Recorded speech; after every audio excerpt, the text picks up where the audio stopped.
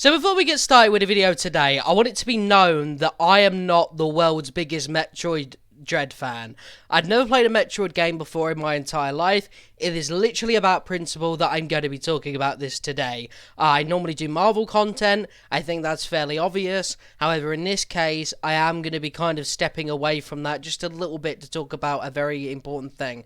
So Kotaku are known to be absolute dickbags when it comes to their articles, their unprofessionalism, and just their general way they conduct themselves within their articles. Now, we're going to read this article here, which, by the way, I want to just clear up really quick, is that it's not just Kotaku that have been doing these sort of articles, but they're definitely the worst one I've seen.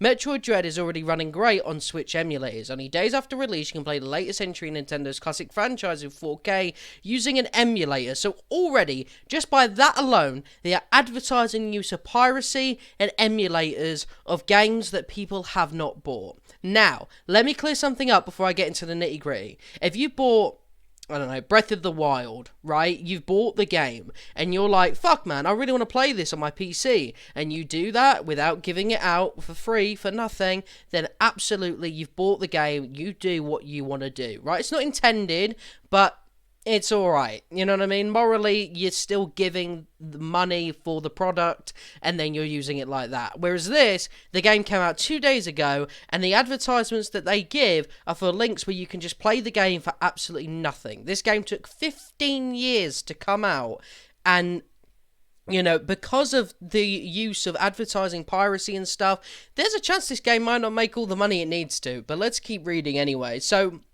we start off with an incredibly scummy and dodgy, hey, real quick, if you're a Nintendo lawyer or employee, just don't read this. It was a mistake, ignore this blog, you can go now, okay, everyone else. When your article has to start off with something like that, there's a very good chance you probably shouldn't be writing the article at all, and, yeah, advertising something pretty illegal, right?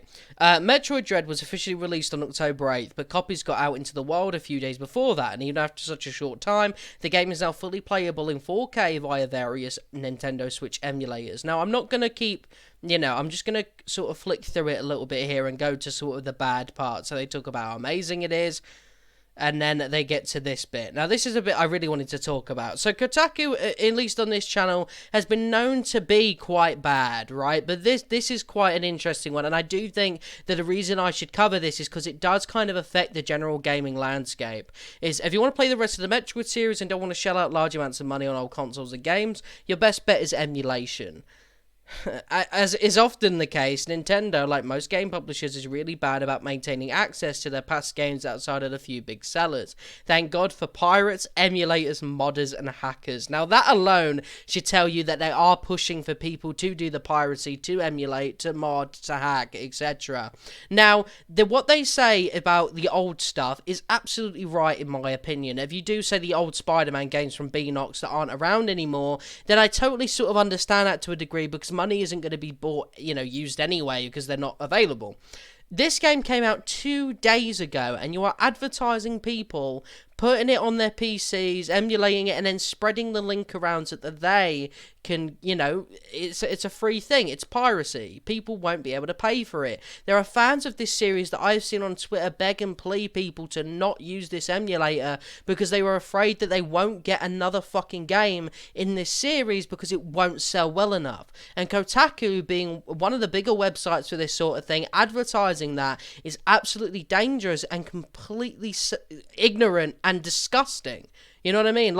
And the thing is Kotaku have been under fire a lot on Twitter for situations where it's like, they've said this or they've said that. You've got to get to a point where you look at the situation and you go, maybe, just fucking maybe, we're the problem. Maybe we're the people that need to learn how to write better articles and ones that don't completely diminish work of developers that make these fucking video games. You can fight, Nintendo, but there are developers that have worked hard on video games that deserve the fucking support from the player base. It must have taken absolute everything to get Metroid Dread out there. We live in a weird time as is, right? So the fact that they are supporting emulators piracy and stuff like that 2 days after the launch of a video game is truly disappointing. And the reason that I'm so pissed off about this is because this could affect your favourite game, and that's the right reason you should care. Say, for example, you're excited about, I don't know, Dying Light 2, right?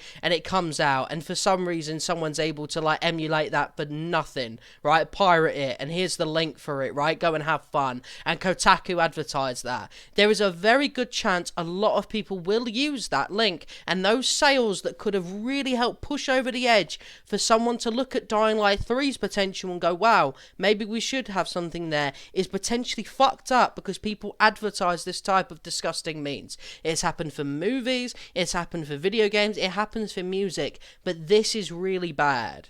It's really bad, guys. You know what I mean? And for anyone else that has done this, fuck you.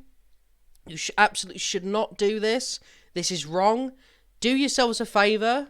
Go to either your local game store, obviously wear your masks and all that shit, you know, just be safe, or purchase it online on a Nintendo eShop.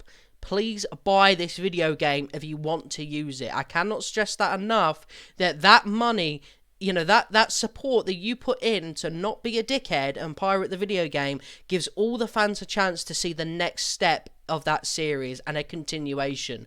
Imagine for the Marvel fans that watch this channel, if Guardians of the Galaxy releases but it comes out early and people make a pirate emulator, right, you know, where you can just go and play it wherever for free. There is a very good chance that those people that play that, rather than you put the money in to play the official release, fuck up the chances of there ever being a second one. How shit would that be? You know what I mean? Let's support the video games, and let's support developers that make these video games. You know what I mean? It's fucking crazy to me. So, Kotaku, once again, you took an L. Delete the fucking article. Stop being absolute trash heads. And I will see you guys in a bit. Peace.